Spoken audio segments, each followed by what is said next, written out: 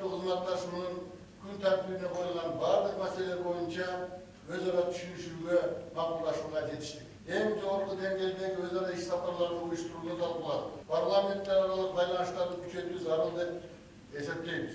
Vengriya bizim kordoşumuz.